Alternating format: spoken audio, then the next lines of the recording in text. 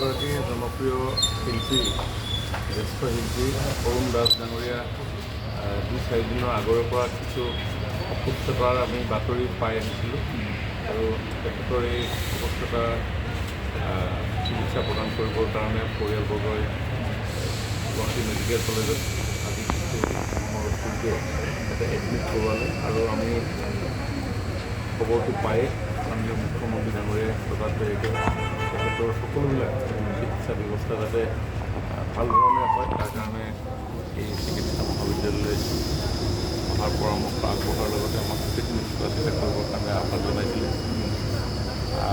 তেখেতক এতিয়া চিকিৎসকৰ তৰফৰ পৰা যিখিনি প্ৰয়োজনীয় চিকিৎসা সেইখিনি প্ৰদান কৰি থকা হৈছে।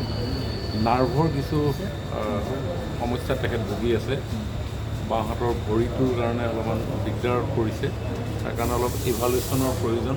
বিশেষজ্ঞ চিকিৎসকসকলে ইভালুৱেট কৰিব।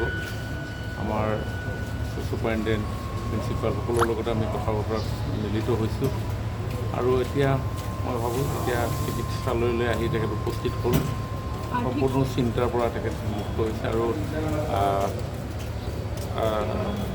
তেখেতৰ সমস্ত চিকিৎসা ব্যয় আমাৰ চৰকাৰৰ ফালৰ পৰা আমি বহন কৰিম আৰু মুখ্যমন্ত্ৰী ডাঙৰীয়াৰ সাহায্য পুঁজিৰ পৰা আমি কিছু ধনৰাশি আজি তেখেতৰ পৰিয়ালবৰ্গৰ হাতত আমি অৰ্পণ কৰিম।